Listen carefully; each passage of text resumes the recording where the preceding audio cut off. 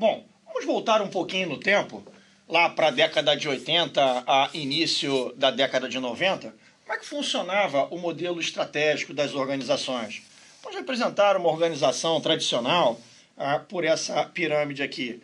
O corpo hierárquico mais alto da organização, a presidência, suportado por uma diretoria, uma superintendência, tínhamos aí os gerentes nacionais, tínhamos os gerentes regionais, depois tínhamos os gerentes específicos ou os gerentes de canal, tínhamos em seguida os supervisores, depois vinham os chefes, tínhamos os líderes, os encarregados, né? A fábrica tem muita figura do líder, do encarregado, e por último aqui o operacional, o pessoal da linha de frente. Bom, como é que ficava dividido as estratégias, né? O modelo de atuação? Pegava a presidência, a diretoria e uma parte da superintendência, e esses caras aqui eram considerados a inteligência da organização. Todo o restante da organização era considerado mão de obra. Por que mão de obra? Porque as pessoas eram valorizadas, reconhecidas, remuneradas por alguma habilidade nas mãos ou por uma força física bruta nesse sentido. E aí nós ouvimos coisas do tipo: manda quem pode, obedece quem tem juízo. Você não está aqui para dar ideia, você está aqui para fazer, você não está aqui para pensar, você está aqui para executar. Bichão, deixa a sua cabeça em casa, não precisa trazer a cabeça para o trabalho. Para pensar, nós pensamos. Você precisa trazer o seu corpo, porque é por isso que nós valorizamos o seu trabalho. Isso funcionou durante muito tempo, muitas organizações ganharam muito dinheiro e prosperaram com esse modelo. Bom, o pessoal aqui da inteligência bolava a estratégia, estabelecia os objetivos, as metas, e isso precisava ser cascateado, permeabilizado pela organização. Só que em alguns momentos específicos nós ouvíamos coisas do tipo: ih, já vi esse filme, isso não vai dar certo, isso não vai funcionar. Eles nunca vieram ao campo, nunca saíram com a gente, nunca atenderam um cliente, não sabe o que é ter o cliente reclamando, não sabe como é complicado vender esse produto e serviço, não entende como é a competição no campo, no dia a dia. Como é que eles sabem que tem que fazer assim? Bom, eu fazia, mesmo sabendo que estava errado. Porque se eu me posicionasse, levantasse a mão, fazia alguma colocação ou sugestão, eu era visto como uma pessoa do contra, um gerador de motim, alguém que não queria contribuir. E aí eu fazia mesmo sabendo que estava errado. Dava problema? Lógico que dava problema, mas não tinha mínima importância, porque voltava para consertar.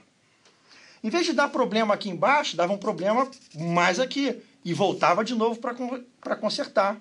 Depois dava um problema mais embaixo, voltava de novo, até que esse negócio aqui funcionava. Mas isso também não tinha a menor importância. Por quê? Porque toda essa incompetência aqui, todo esse retrabalho, todo esse desperdício de dinheiro, crise de relacionamento, eu transferia isso para o preço. Eu não me lembro qual era a moeda, se era cruzado, cruzeiro, cruzado novo, tivemos tantas moedas, né? Dormíamos com uma moeda, acordávamos com outra moeda, jogava isso no preço. E por que eu podia jogar isso no preço? Toda essa incompetência, esse retrabalho? Porque tinha uma figura que pagava por essa incompetência, chamado cliente.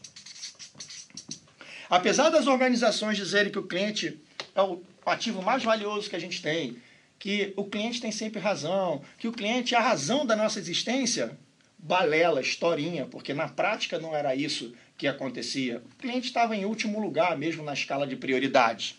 Bom, por que o cliente pagava por essa incompetência? Porque ele não tinha escolha, ele não tinha opção. Você tinha 3, 4 marcas de calça jeans, você tinha 10 marcas de carro. Computador, nem pensar, só computador brasileiro. Se precisasse de um computador de fora, tinha que trazer pelo contrabando. Telefone celular naquela época, nem pensar. Ter um telefone em casa era coisa de rico, coisa de luxo. Era o grande monopólio das organizações. Então, as minhas escolhas eram muito limitadas, pequenas, e às vezes sem escolha. Mas eu pagava por isso, por essa incompetência.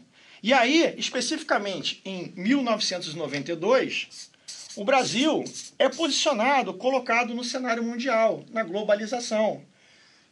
As barreiras alfandegárias, as tarifas de importação caem, a política de informática é derrubada, chove concorrência, chove empresa de fora, o cliente começa a ter opção, começa a questionar essa incompetência, ele diz, opa, ô empresa, não quero pagar por essa incompetência mais não, por esse retrabalho. Eu agora tenho outros fornecedores, outras opções, que me dão um produto super bacana, super legal e num preço muito adequado.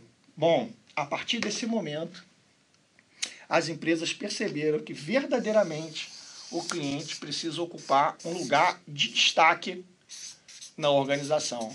E ele agora sim é a figura mais importante de qualquer empresa, porque sem cliente a gente não tem negócio.